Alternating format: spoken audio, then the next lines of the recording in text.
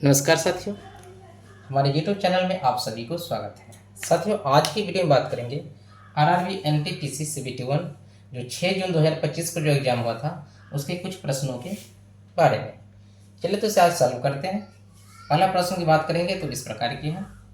क्या कहता है, एक वस्तु को 20% छूट के बाद 640 में बेचा गया, वस्तु का अंकित मूल्य क्या था। चलिए तो इसे बनाते हैं। क्या लिखेंगे, यहाँ पर लिखेंगे MP, और ध्यान में रखिएगा कि छूट हमेशा MP पर दिया जाता है। तो MP का कितना परसेंट लिखेंगे, 80%, क्योंकि 20% छूट दे दिया। तो 100 में से जो 20 जाएगा तो 80 होगा। तो MP का 80% किसके बराबर, तो 640 के बराबर। काटता है, काट दीजिए, 88 64। तो MP का वैल्यू कितना हो जाएगा, 100 को जो 8 से गुना करेंगे तो 800, यानी उसका अंकित मूल्य कितना था, 800 रुपया। चलिए अगले प्रश्न की बात करते हैं। दूसरा प्रश्न की बात करेंगे तो इस प्रकार की है। क्या कहता है, यदि एक आदमी की आय का 40% खर्च करने के बाद 900 रुपया बचते हैं तो उसकी आय कितनी है। यानी कहने का मतलब है कि एक आदमी जो था वो जितना कमाता था, मान लीजिए वो जितना कमाता था वो अपनी आय का 40% खर्च कर देता है और बाकी क्या करता है तो बचा लेता है। और वो कितना बचाता है, तो 900 रुपया बचाता है। तो कहता है कि उसका आय कितना है। चलिए तो इसे बनाते हैं। मान लीजिए कि उसका इनकम जो था एक्स था, उसमें से वो क्या किया, तो 40% खर्च कर दिया। यानी मान लीजिए कि किसी का इनकम, देखिए मान लीजिए किसी का इनकम 100 है। कितना है, 100 है। इस 100 में से अगर 40 खर्च कर देगा तो बचाएगा कितना, 60। बचाएगा कि नहीं बचाएगा। उसी प्रकार तो क्या कीजिए, तो जितना खर्च करता है तो 100 में से उसे घटा दीजिए। तो यानी कितना, तो 100 में से 40 गया तो 60। तो 60 बटा में 100 यानी 60% ना, बराबर कितना, तो 900 के बराबर। अगर 60 को और 900 को काटेंगे तो 15 होगा, क्योंकि 15 छक्के 90 होता है। तो एक्स का वैल्यू कितना हो जाएगा, 1500 रुपया। चलिए तो फिर हम अगले प्रश्न की बात करते हैं। ओके साथियों, अगला प्रश्न की बात करेंगे तो इस प्रकार की है। क्या कहता है, एक ट्रेन 60 किलोमीटर प्रति घंटा की गति से 300 मीटर लंबे पुल को 30 सेकंड में पार करती है, ट्रेन की लंबाई क्या है। चलिए तो इसे बनाते हैं। ध्यान में रखिएगा कि कोई भी ट्रेन, जैसे मान लीजिए कि ये ट्रेन है, ये ट्रेन है और ये किसी पुल को जो पार करेगी, क्या करेगी, किसी पुल को जो पार करेगी। जब वो किसी पुल को पार करेगी तो ये, तो उसका जो डिस्टेंस जो होगा ये दोनों को आपस में जुट जाएगा। दूरी जो होगा सो ये दोनों का आपस में जुट जाएगा। यानी कि पुल की दूरी और प्लस किसका दूरी, ट्रेन का दूरी, यानी ट्रेन की लंबाई। ठीक है, तो चलिए तो इसे बनाते हैं। मान लीजिए कि ट्रेन की जो लंबाई है x है, x मीटर, और 300 मीटर पुल को पार किया तो x मीटर ट्रेन की लंबाई और प्लस में 300। ठीक है, यानी को इतना दूरी तय किया। इतना दूरी तय किया किसकी स्पीड से, तो 60 की स्पीड से।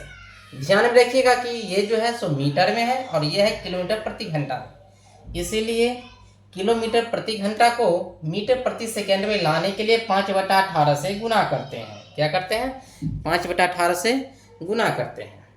तो क्या हो जाएगा, x प्लस में 300 बटा में 60 गुने 5/18 बराबर ये किसका हो जाएगा, तो 30 सेकेंड के बराबर हो जाएगा। क्या हो जाएगा, 30 सेकेंड के बराबर हो जाएगा।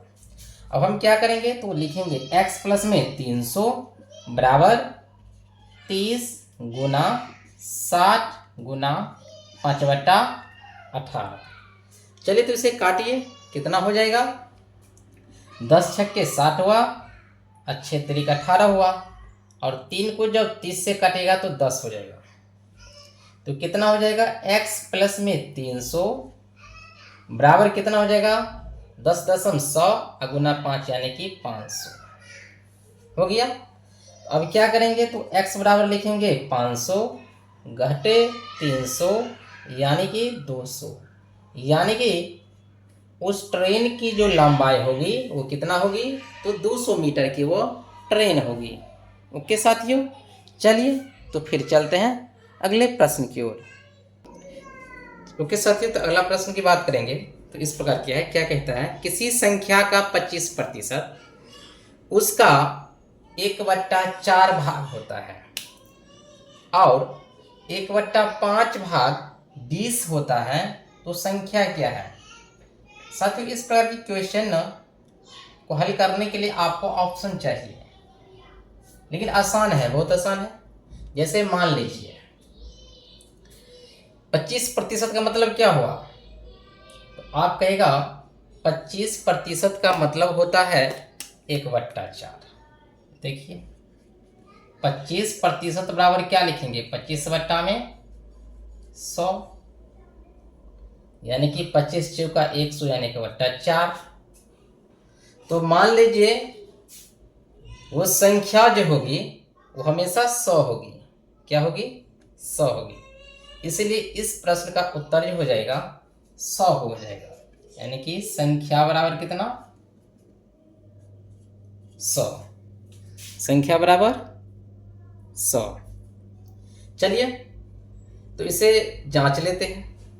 मान लीजिए संख्या 100 हो गया, तो देखिए तो उसका 1/5 20 होता है, तो 100 का 1/5 जो करेंगे आप, इसको काटेगा तो 20×5 100 तो होता है, यानी 20 तो हो जाता है।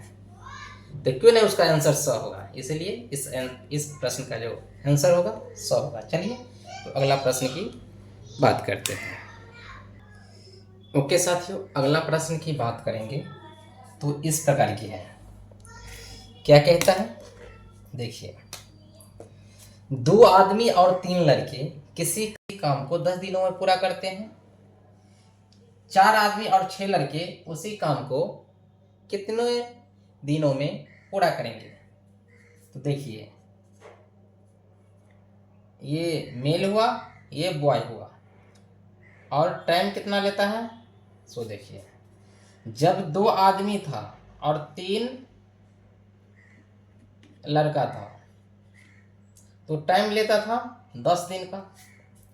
अब क्या हो गया, तो 4 आदमी हो गया और 6 लड़का हो गया, तो टाइम कितना लेगा, तो कम टाइम लेगा, क्योंकि आदमी ज़्यादा हो गया। जब आदमी ज़्यादा हो गया तो काम जल्दी ना होगा। तो आपको क्या करना है, इसमें तो 2 से तो गुना हुआ तब न 4 हुआ, 2 से गुना हुआ तब न 6 हुआ। आपको करना क्या है, इसमें 2 से भाग दे देना है। तो जब 10 में 2 से भाग दीजिएगा तो क्या हो जाएगा, 5 दिन का वो समय लेगा। कितना लेगा, 5 दिन का समय लेगा। चलिए साथियों, तो आज यहीं तक, फिर मिलते हैं अगले वीडियो में। तब तक आप लोग इस चैनल को सब्सक्राइब कीजिए, अगर अच्छा लगे हो तो वीडियो को लाइक करिए। चलिए जय हिंद।